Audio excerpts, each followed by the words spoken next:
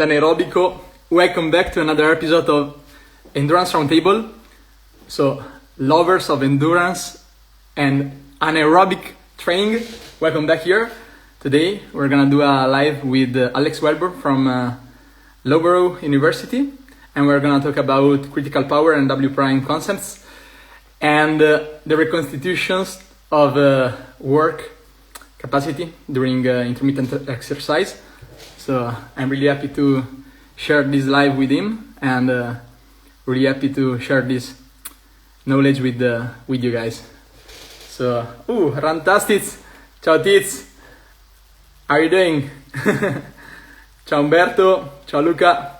Today we're gonna doing a live in English with Alex Welburn. So I hope that you will understand everything about these concepts, because we are also going to talk about critical speed and W prime and D prime, not W prime. So let's see now.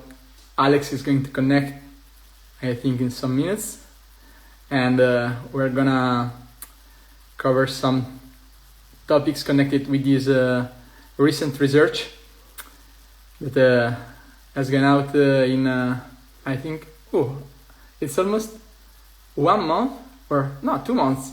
So 19th of July 2025, and the title of this research is W prime reconstitution modeling during intermittent exercise performed to task failure.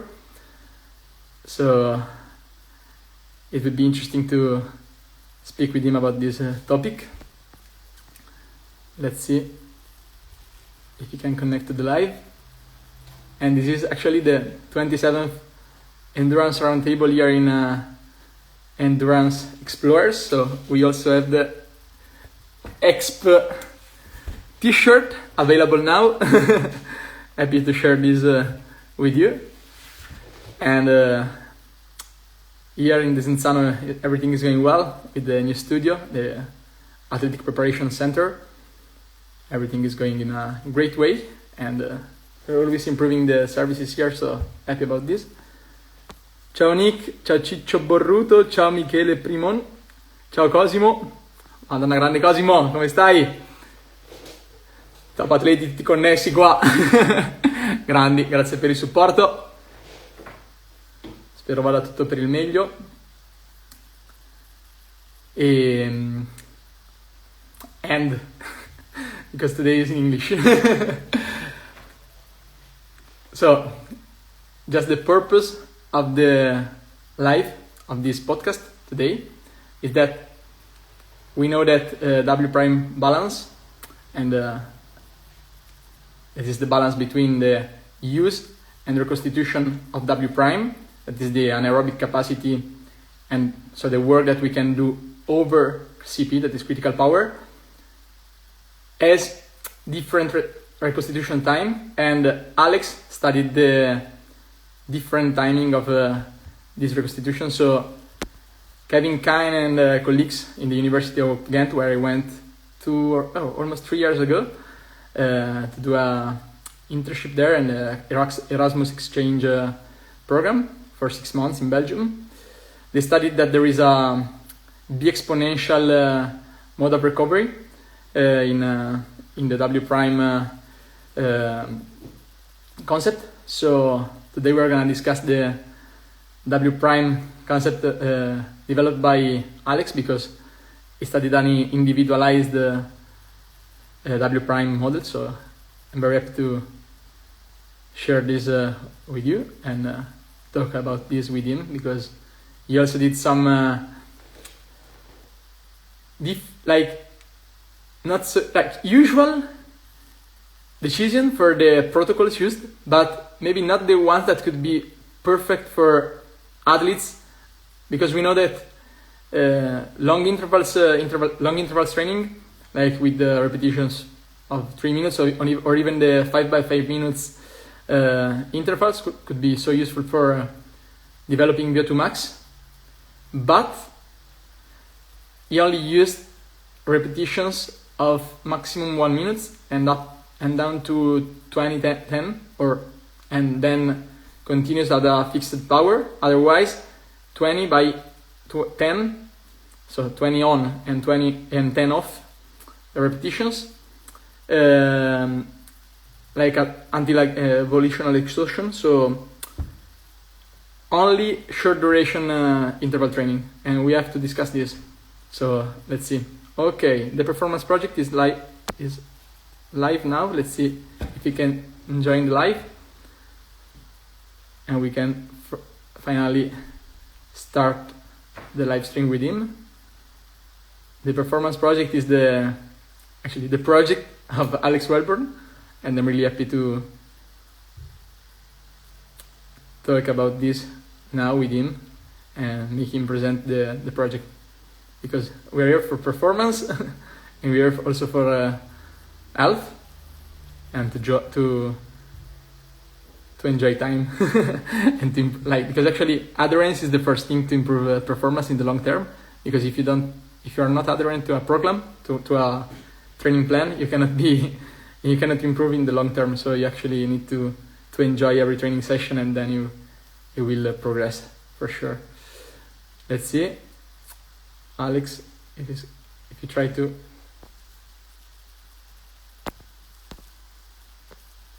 connect.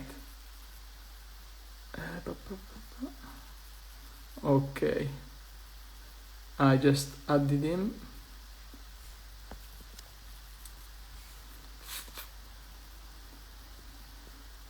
Let's see. Okay, maybe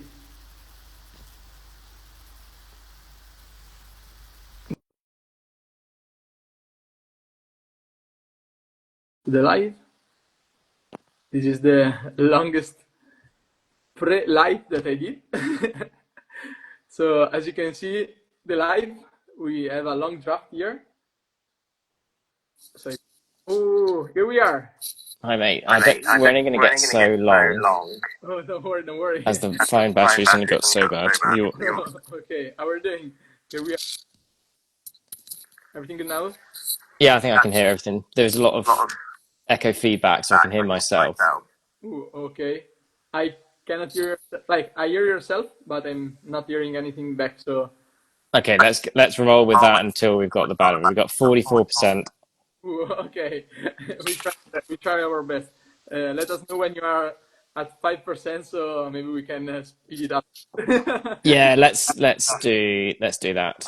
Yeah, for sure. Maybe we can do the shortest endurance roundtable, but the best endurance roundtable. Quality over quantity.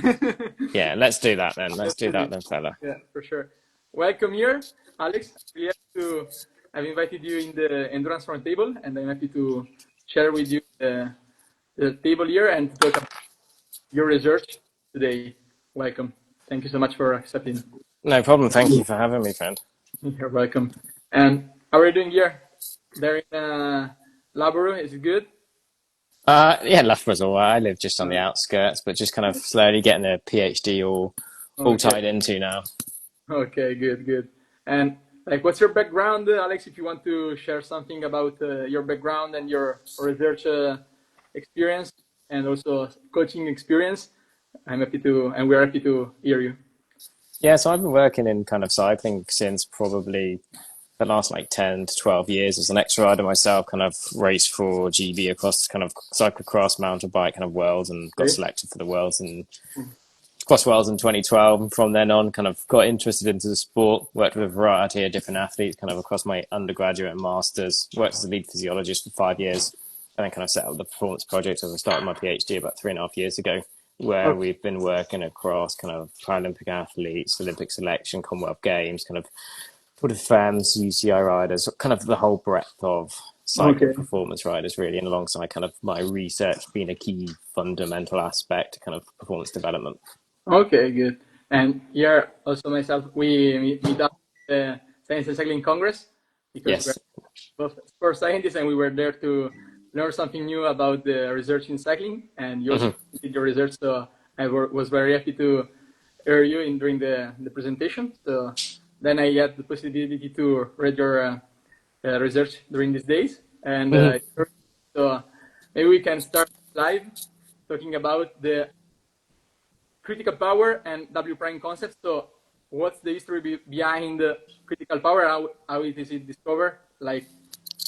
or maybe 100 years ago. Yeah, Something it's pretty much 100 years to the date by Hill in like 1925, yeah, where kind of looking at the world championship records between running, swimming, and noticed a hyperbolic curve on kind of performance across time. And then yeah, kind of spent a lot of time then in the synergistic muscle group, so kind of the arms and etc., where they looked at total work can be done. So this idea of work capacity came about, and this idea that they kind of put some oxygen mixtures in, and eventually looked to they assumed it was representative of anaerobic work capacity, which I'm sure we'll touch on a little bit. And then it was put to whole body exercise in kind of around 1981 into like cycling specific, and then yeah, multiple equations were derived from that. But now we see critical power as the ability to the difference between sustainable and non-sustainable power output. Unlike other metrics, it's not tied to a specific duration. yeah, It delineates the intensity domain. So we have the severe intensity domain, kind of above CP, and then below we have the heavy intensity yeah, domain. Typically speaking, depending on the type of athlete and the testing, we can see between 30 to kind of 45 minutes. It's been shown as short as 20 and as long as 75 minutes. So yeah, there's no real time. It's a bit like FTP ultimately. yeah, It's an estimation of an hour, and yeah, it's merely just a functional metric within that. And then we have kind of more my interest area, which is W prime. People spell it as W then prime. It's actually just the prime symbol, yeah, which is next to it, which represents it's suggested to represent a fixed work capacity above CP yeah, that can be completed. But in all respect, we are going to change the definition of this, and it represents a work capacity above CP that allows us for a constant work rate to be maintained until task failure. So you can actually, with a paper in review at the minute, where you can actually have a negative W prime, because obviously as long as the work rate is being reduced once it's exhausted. We presented some of this work, I think, 2 years ago at Cycling Science. And then my interest come into the modeling of recovery. So the typical CP model, you can only do a single exercise. It doesn't take into recovery. And yeah, then the kind of W balance model allows us to then predict the ability, well, where the W prime is an exact yeah, in time between the ability to deplete and then reconstitute it, which was kind of come from a concept in 2004 by Morton Billett that actually did it in running. And then Skiver in 2012 came up for kind of the curved linear response, which we kind of know today with a variety of different methods of calculating it, shall we see. yeah, yeah. For sure, like one of the first research that we can also do by ourselves to search for this zero W prime, like we can possibility to use energy. Will be the 3 minute test all out.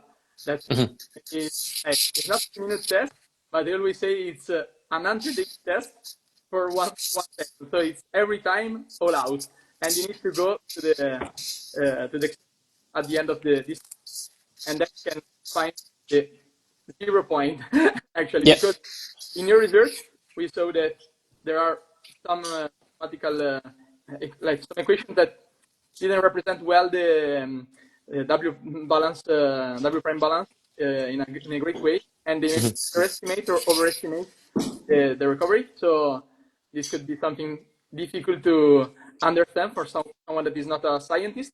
But how it works? So if we do a 3 minute test all out and every all out, for sure we know that we are at the top at the end of it, and for sure this is the point zero because we cannot push it over CP. For sure, we are done. But if you are doing like different protocol steps, like for example, it could be the 3 minutes and 12 minutes that you have done in your paper. Like paper, you did this before to test protocol, but then you told that also the three test protocol would be even better, just to have something better in the extreme domain also, maybe in minutes or something like that. So how can you really individualize and find a good estimation of CP and W prime by doing a skill test with your athlete? What's your best option? Yeah, I think the 3 minute all test is quite a horrific test, full stop. Yeah. I don't think it gives a good estimation of critical power at all. There's a narrative review by Pile, James Sprague, and Tim Poglejar, where actually 3 minute all test is just, it's actually a fixed intensity, so it's really only been validated on a load bike. You actually have to do a VO2 max test beforehand. The delta is set then at 50% delta between gas exchange threshold and CP. And the only way to then increase the resistance then is by pedaling faster or slower. Well, slower, obviously, resistance will go down. And to be honest, if you want the longitudinal inclusion of that 3-minute all-out test across an entire season, an athlete is not going to like you and they're not going to do that testing. The 3 and 12 is really nice and practical. Like most athletes are common to a short breakaway or a long breakaway. Obviously, there's always going to be issues if you just use 2 points. You can't have the error within that. James and Peter Leo and colleagues also did a nice filtering CP, so you can estimate it through a power curve. But ultimately, you can't get W prime from race data. That needs to be a true maximal effort, which is why I like the 3 and 12. You can do them on separate days. If you add in an extra point, you can actually then get an error calculation within that to think where it is. It's a good estimation. It's repeatable. It's a robust method. You know, sometimes we get a little bit too hot on the topic of being extremely precise, yet we've got biological variation, which account for 3%. We've got variation within power meter. So as long as you've got something you can trust, it's repeatable, it's pretty robust. You can easily measure whether there's improvements going on. And for the sake of, let's say, you know, the common 20-minute effort, well, with 3 and 12, it's not as long for sure. And actually then you can have 2 data points. So you get CP and W prime. So you get 2 points of information that can help you understand the determinants of endurance performance, all one. So not only is it shorter, it's again, you can vary this between the athletes as well. Like if you are kind of a more endurance-based athlete, you can go to 15 minutes. You know, there's no reason why you can't use 20 and 5 to pull your estimations out, because a lot of people will have history of that data. So it doesn't, as long as it's repeatable and consistent, it works nicely, I think. Yeah, for sure. Like for me, the 5 minutes is one of the top shots that we have to do with athletes, because we also can predict or try to say what the VO2 max of an athlete is, because we have the CIFCO research 3 years ago, something like that. And be an interesting value also for hyping a bit the athletes. So it's good because you can see the higher values during the day. So this is a fixed equation. Yeah, it's not valid for everyone, but it's a good estimation. It gives you a repeatable point. Now we have a calculator online where you can do, I pulled together all my lab data. So we've got, I think, like 80 subjects, where if you put in your 3 and 12-minute test, it will give you an estimated LT1 based on all the lab data, just a regression equation. And the same with what it thinks your map is, and what that map will be based on VO2 max as well. So it gives you a nice estimation from those 3 and 12. Again, you know, VO2 max, you can do anything 4 to 8 minutes if you wanted to. I think 5 works nicely because then it gives you those 3 data points, and it gives you a nice range of when you're doing specific intervals to have that. And again, it depends on the athlete and the athlete's needs, the desires. There's no point testing for testing's sake within that. Like, every decision should have the athlete at heart ultimately.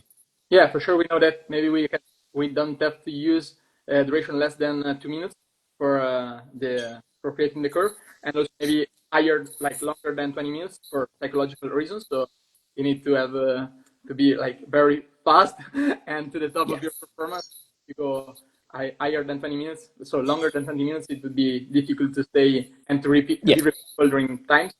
Yeah, sure we can. Yeah, and if you have the way the maths works anyway, if you go have a longer one, it'll weight CP and drop W prime a little bit. Like, that's just how the mathematics ultimately work. And it depends on what you're going to be training for. If you know you're going to be doing lots of hill climbs and intense stuff, you might do like 2, 4 and kind of 14 minutes, let's say. I know in the days where it was NTT or Dimension Data NTT, they did, I think it was 4 and 14 minutes, which is also a nice kind of variety of that. They did that for their under 23 selection based out in Lucca. Yeah, for sure. And actually, some that we missed with some athletes, like is doing the 3 minutes and 8 minutes, because we know that the range of VO2 max is 3 and 8 minutes, we know, like from literature. So we can say that the 3 minutes, we can use it for maybe shorter interval, and the 8 minutes for longer interval, and we can use it also as a tool to assess to prescribe the intervals for the athletes based on his latest test. So it could be the 8 minutes going during the weeks. So if you can push for the last set of different sets during the week, more power at 8 minutes, even if it's fatigue. So this could be a method that we can use to assess the improvement of an athlete.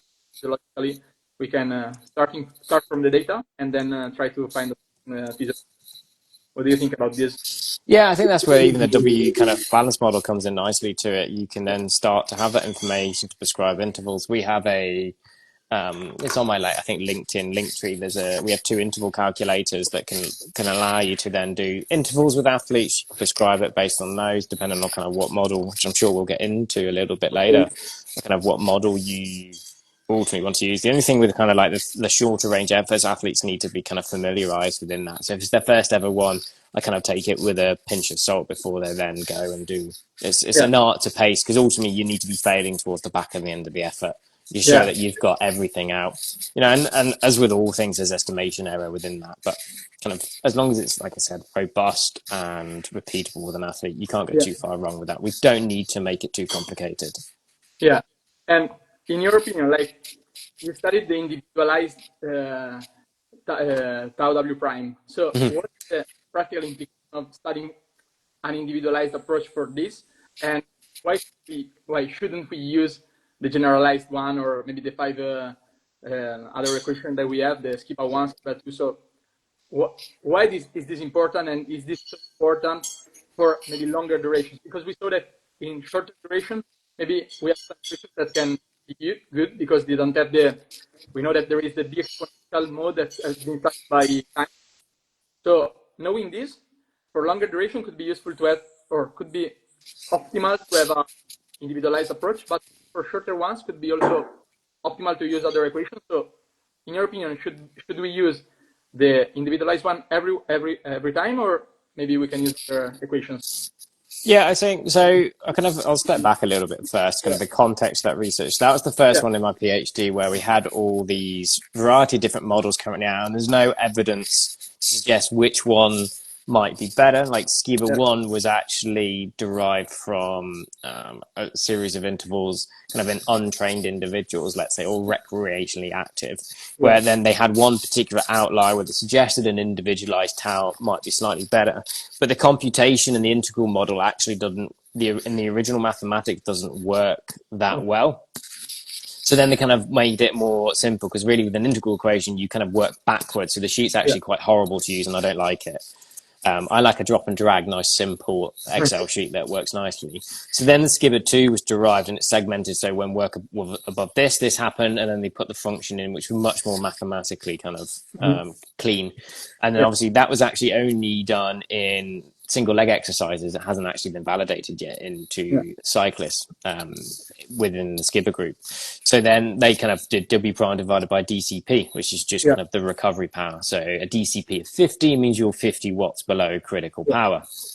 So then obviously Charlie Pugh had three groups from the New Zealand track squad. So they did a kind of an individualization protocol of 2 30-second bouts of exercise, separated by 60 seconds of recovery, and then straight into time to exhaustion. And the power output for those was, I think, their lead power in the team pursuit. So we had from about 600 watts, 550, and maybe just below kind of like 530 watts. The same with the Australian groups and the Australian men's track squad for 4 individuals. yeah, So we're talking CPs of just under 400 watts, VO2 maxes of around 80, so kind of quite beasts. So we wanted to take all those different models, kind of put it in the same time frame that the format structure that the previous intervals goes. Because the idea with research is we want to build upon the previous stuff. yeah, So we chose like 60/30s and 20/10s. We wanted to keep it like a 2-to-1 ratio. yeah, And quite common within cycling, we see 20/10s, 30/30, like 30/15s, 30/30s, whatever. Yeah, a variety of those. So we wanted to keep it within that sort of area. So yeah. obviously we So one wanted to, phase on and phase off would be the optimal yeah. one. So we kind of looked at this and like, okay, where are the differences within the different equations that we have? So where we said different equations, it's the time constant. So Yeah, basically the speed in which your W prime recovers. So this value is called tau, and it basically is a value in seconds, which it allows us to recover our W prime to 63%. I believe it comes from physics or maybe electricity, this time constant. yeah, And so then, like, obviously, if you're fitter, you want a faster towel. Like, that means you can recover quicker. And there's been such variability along the research. So we're like, right, let's have a look at the maths. let's see what happens. Let's also look at what W prime physiologically might be. Yeah. Let's then look at what's correlated with. So with each study of the PhD we've done, we've looked at total work done above CP, because that is a true measure. Like that is the work that has been completed above CP. There's no mathematics involved. That it's just an accumulative value. Then we have the time constant. So the reason we individualized it then to say, okay, what from this particular time point at this particular intensity, what were these values? And so we kind of then correlated that against a load of different values. And as you saw, we saw CP power to weight and LT1 power to weight ratio, which isn't particularly unsurprising. But for the best kind of individualization method, it's a classic old case of it depends. We think that recovery values are specific to those time intervals. So 10 seconds of recovery. I believe that 2010s is the most effective workout to allow you to do the most amount of work above CP. Whether or not that's the most effective one, but from a total work above CP, because we had such big values kind of going into that until task failure. Yeah. So it was quite grim. So the whole PhD really has been about exploring what is the best methods to kind of consider with individualization. So we actually ran in a couple of other papers some longer intervals. So we did 40 seconds on, 20 seconds off. We did 6 of those work rates. And what we've actually found that tau, minute for context, tau is only based on the absolute power below critical power and the duration of that.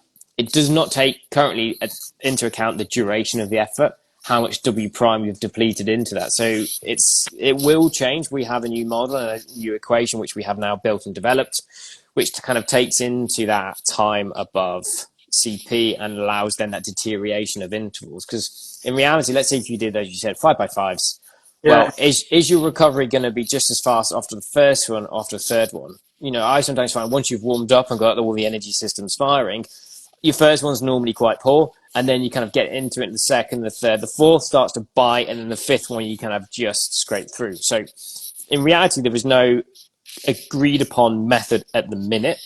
Yeah. What I would say from kind of, we have done an individualization protocol. Yeah. You can back work it out from training sessions, so you can adjust the parameters of the model to kind of get a continuous picture and work backwards, which it takes a bit of time. Or like if you saw in the paper, the SCIBA2 method seems to do an okay job, or the regional value of that from the Charlie Pugh paper and the Team Pursuit track. So I think you can use that to see with athletes whether or not that has worked. So we do now have the ability to run that on a fit file. So you basically, on my kind of app store that I have, it's just an online app. Anyone can go to it on the on my Linktree website, see all the apps that I've built, and you basically drop in a fit file and it'll run the W-bal analysis for you. You can change the model parameters, so you can basically do it so easily now. You don't have to be a wizard in Excel. You can do it yourself. Yeah, and for sure, we know that SCIBA2 could be a good one, maybe, but the SCIBA1 maybe updated sometime, like most of the time it didn't work at all. But it didn't work at all, and actually you cannot prescribe well interval training sessions with this model, because otherwise the athlete wouldn't really go to the top max, for example, if he's going to do like an interval training session. So knowing this, we know that if you are gonna use like the SCIBA1, you need to over prescribe to be right, and using the Bartram one, that is the one that's over predicted or overestimated, sorry. So to prescribe with this, using the Bartram, maybe we have to use to over-prescribe, under-prescribe intervals to be right. Otherwise, it would be maybe at the exhaustion before reaching even the fifth or sixth. For example. So we need to take into account the mathematical model that we are using for the W prime balance app or tools that we're using to use during the training session. And then when you are right, when we know that we are using this, okay, then we can prescribe it for our athletes. Otherwise, we can do really big.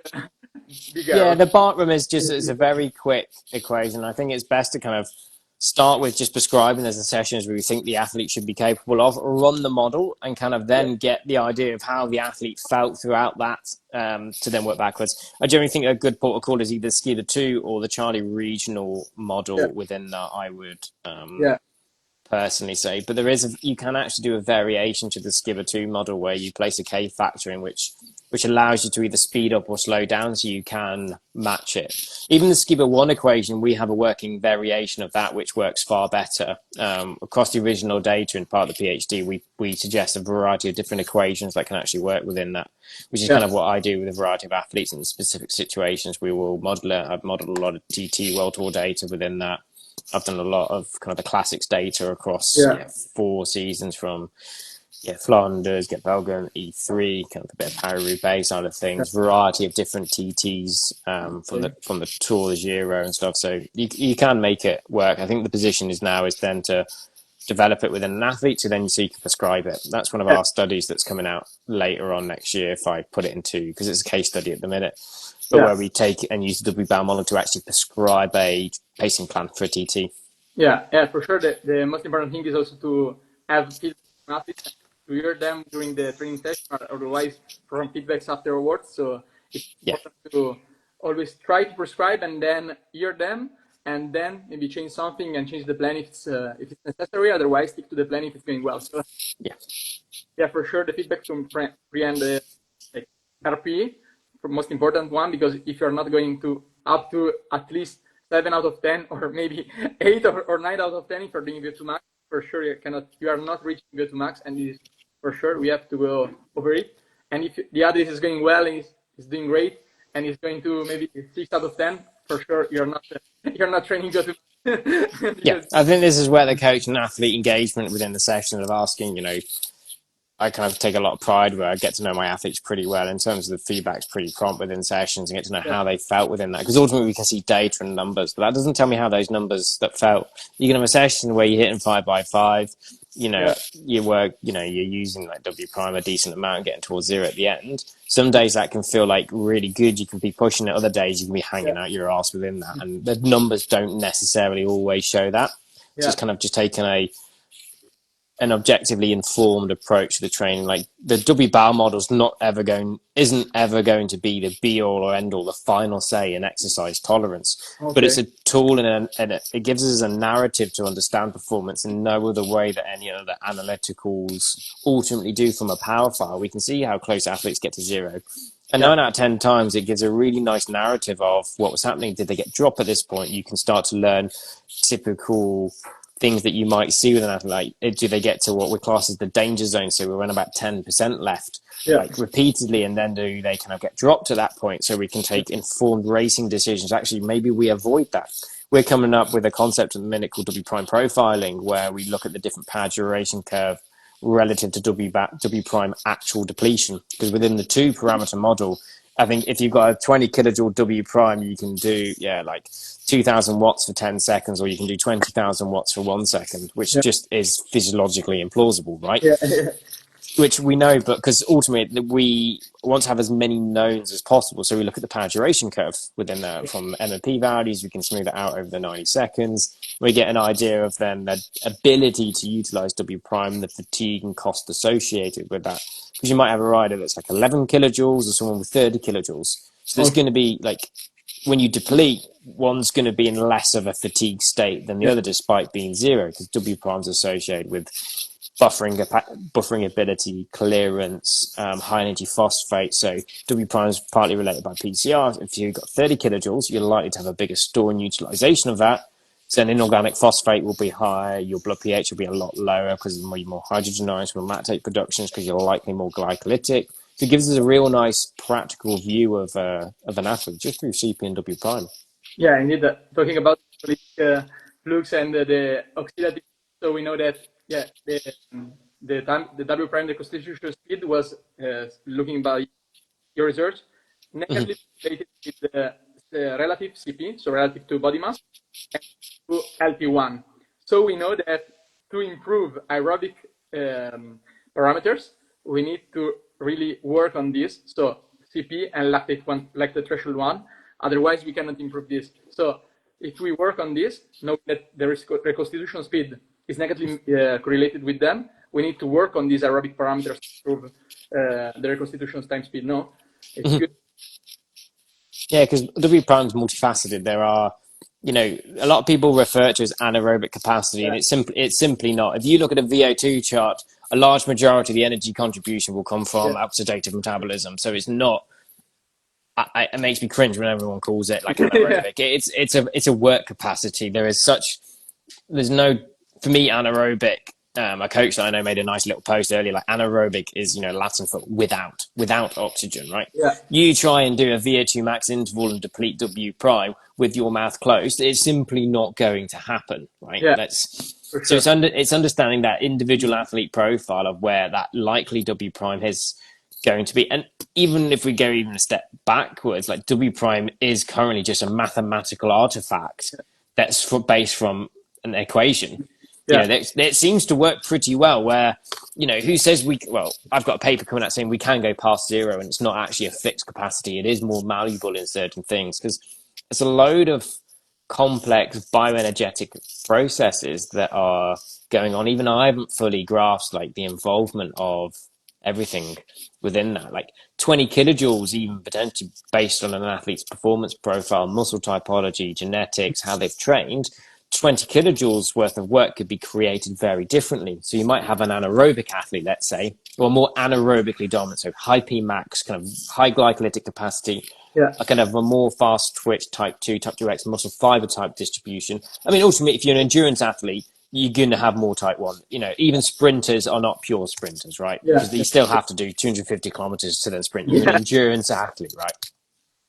Or you might then have another athlete who is more aerobically developed. So they've just got a better buffering capacity for that 20 kilojoules. That's how they can do that tolerance. So there'll be different like recovery values associated with those, which is something with me and we're kind of working on some development within that to try and phenotype athletes to the likely recovery values, which I think will then come into the WBAL model eventually to have the best non-individualized generic model, but the generalization is based off your performance profile, which then, from some of the intervals you suggested, it can be built within that as well. It's always trying to kind of take the research and ground it back to the athlete ultimately. Like, can we ask better questions? Can we improve performance with that? Can we measure that change? And can it help inform the athlete of those decisions as well as team managers, coaches, DSs? Then yes, then it's a good tool. Like some models are wrong, some are just more wrong, right? Like it's using it in the best way possible, but acknowledging its limitations with anything. Like knowing that maybe critical power when we use different models, sometimes it happens that we can overestimate. That is, this is what is called the difference between the heavy and severe domain. We know if CP is overestimated, maybe we can create more anaerobic work. So over lactate threshold, second lactate threshold, by working on it, but talking about physiological parameters, so the lactate threshold, the second one, or the ventilatory threshold, for example. So we are not going over it, and we can sustain it for maybe 75 minutes, for example. And for sure, you can accumulate a lot of work over it, and for sure, 20 kilocalories or something like that, for sure. No, for sure, and I think this is where then we start acknowledging the limitations of how the measurement. So there's obviously, I think there's actually about 10 different CP models that come over the different years into different values. There's the power law model, which it's kind of slightly different to CP. It's more of a work, like a duration of it that you can, an intensity that you can sustain over duration. There's a variety of different, like Lloyd and Smith, Warden-Smith, Lloyd model, Warden-Smith model. There's the Naomi power duration. There's the 3-parameter model. And all will have pros and cons of like where they sit and well. But I mean, this is why I kind of like the 2-parameter one. You can have just 2 points. Obviously, 2-parameter. A few people get confused. So 2-parameter just means it's got 2 points of values of its output. So you can have 15 inputs to the 2-parameter model. It just gives you CP and W prime. You've got the 3-parameter model, which kind of came in like the late 90s, where you have P max estimation within that. And I do like this to a certain point. So that works as W prime as the difference between kind of they class it as instantaneous power. So what's the maximal power I can do at any point in time? And obviously, as you work above CP, this then declines your instantaneous power value. I believe some software called Exert have kind of taken their own shift to it and kind of into their own model. So it's just kind of acknowledging the limitations. And ultimately, right, we've got CP estimation and got their power duration curve that you can observe. You might as well keep because the more estimations you add in, the errors then start to just kind of magnify. Because ultimately, we want to have, as I said earlier, as many knowns as possible. Keep the data simple rather than, like, I've seen quite a few coaches that overcomplicate unnecessarily complicated situations. Really, right? Even the W-bound model we can make pretty simple within that, and its use. Yeah, and for sure, talking about that, in literature, we can say that this is a fixed value, as we talked before, but we can imagine that is a dynamic value. So we can say that it's during time. So if we have value, we know that lactic threshold decline over time, like 2 or 3% every hour.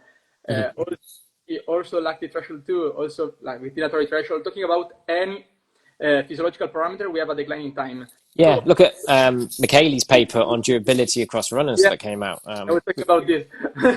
Yeah, because obviously he was in the office when I was in the office as well. Like, so I know Michele well. Good, and for sure, knowing this, how can we use W prime balance model after 3 or 4 hours? So know that this is also dynamic and it is connected with phosphophate, so other values that are in our muscles. So how can we really predict this? So you can use my new model, which takes into account of all these factors within that. So we have a dynamic tau and a dynamic W prime based on those kind of parameters. I can't share too much because it's the model that we've developed. Athletes that I work with, we model it within that. But even like we have a paper that I presented 2 years ago at Cycling Science that actually W prime is not a fixed parameter, even in a 10-minute state. Yeah. But it's dynamic in both sense, so we can acutely increase it. So we did standard CP test. So we had 3 values. We ran all 3 models. So we had the work time model, hyperbolic, and inverse of time model. Chose the one with the smallest error. Okay. And then we aim to deplete W prime by 70%. So a decent effort in either 90 seconds or 180 seconds. And then we drop the work rate to critical power plus 20 because we still wanted to be in the severe intensity domain, but kind of maybe a hill climb kind of sort of style of effort. Yeah. And we actually found an increase in W prime by between 22 and 25%. We also then did time to exhaustion in 5 minutes, and on the onset of task failure, so when cadence started to kind of drop down, which is quite a hard thing to capture. So both the lab researcher and the participant were blind to time after 4 minutes. So all they had to do was go off cadence, and we dropped the work rate down, and actually we improved W prime by 12% versus what was predicted, providing it was declining. But we've also found that after the study, obviously, that I presented at Lille, after several repeated work bouts, so there was to exhaustion, the W prime declined. Yeah. So it's either W prime declines or there's a third, much slower component that takes into account like the last 15, 20% within that, which is what we found. So it's a hard thing to measure what's declining. Is it actually W prime or the ability to recover? I don't think we'll ever get to truly know, but as long as we account for that, we can do it. I think it's more particular for time trials, and we can measure a W prime decline in the W-bound model. We can even include altitude and a few other factors because we've got a model where you can turn on and off all these different factors, so you can make it simple or complex depending on what you want to do with it. Yeah, for sure. Thank you. And talking about running, we know that I hate running. It hurts too much. No, I hate running. It hurts too much. Okay. Yeah, but we know that there are like the critical power, critical speed began also with the research from the track and field events. So knowing that there is critical speed, this the derivative of the distance is W prime, and we know that this is the distance, but this could have a negative implication when prescribing intervals, because we know that fixed distance doesn't make any sense, because we know that we can for sure sustain this distance over, in this case, critical speed for longer time if you're gonna like only training over maybe 1 minute per kilometer, but not 2 minutes per kilometer faster. So I think that the critical speed and the W prime value is not so useful as the critical power and W prime. I agree. I think it's a hard because there's more factors that are come into running, right? Cycling is very much a power-based sport in the sense that you can measure it quite easily from the source. Yeah. I think critical speed can work quite nicely, and DMAX in the sense of profiling riders or runners rather than riders. I'm not particularly familiar with running on like using it in terms of like the running side of things. I know you can get like running power meters, but I'd end up with more questions. It depends on whether how useful you can do that to model. And there was a Australian researcher at the minute who started his PhD specifically looking at this and whether the critical power cycling models are transferable. But like even if you use a 2-parameter model within running, again, like cycling, you could do 2,000 watts for 10 seconds, 20,000 watts per second. Basically, in terms of running, it means you can teleport, which it breaks the laws of physics and thermodynamics. Which is why I kind of like the power law model that works a little bit better. Like if you want to know, obviously you don't have a W primal threshold value, but it's pretty good at working out the speed in which you can run a particular intensity, providing you have at least half of that duration data. I've even run it in cycling where we did it for a 7-hour time trial where we had 3 hours worth of data and it predicted it within 5 watts, what it was doing. So yeah, it's how you use it, I think. Yeah, for sure. Thank you so much. And last question that we wrote down, like in the draft, was like beyond aerobic fitness, did you see a strong correlation with neuromuscular strength metrics like Pmax, for example? So knowing this, can we use our W prime in a better way if we train these factors or not? Like if we train Pmax or in the gym we can train strength training, but is this important for our CP, knowing that the most important for sure is aerobic components, or this would not have a effect in your opinion?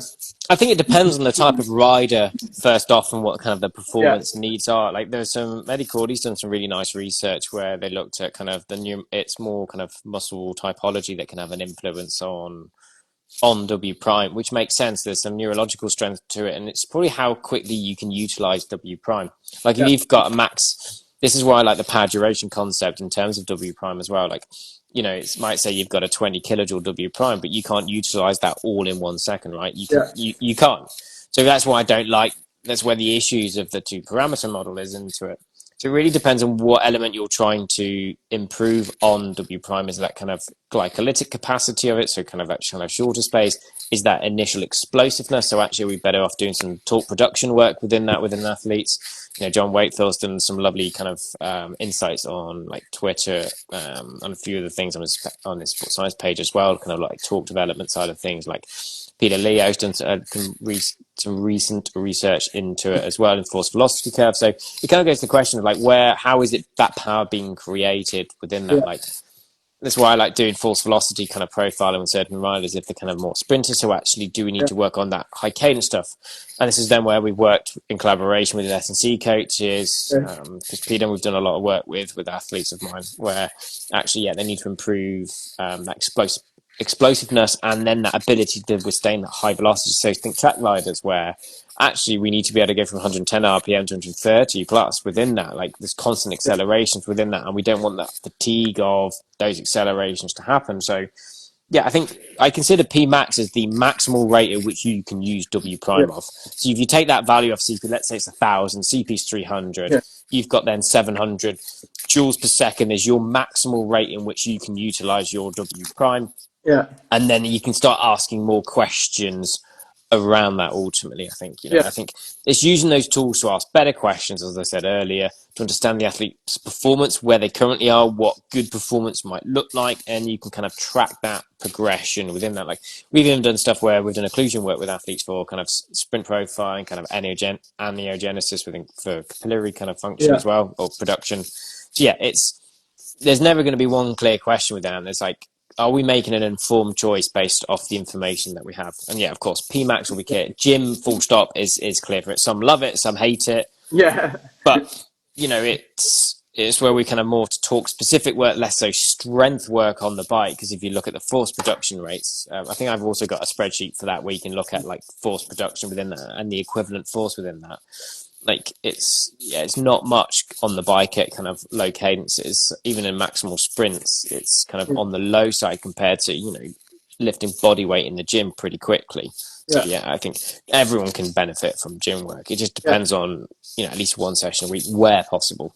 And the older you are, the more gym that you have to do for sure for it. Yeah, I probably should do more the older I get. The greys and the hair receding hairline seems to be saying Yeah. otherwise. So yeah, I need to stay. I heard from a coaching friend of mine yesterday after we had a good chat, like to stay capable, to stay functional as human. I like that. Like I don't do it for fitness. It's to stay capable and be glued together as a human, so I don't fall apart in the next 5 years.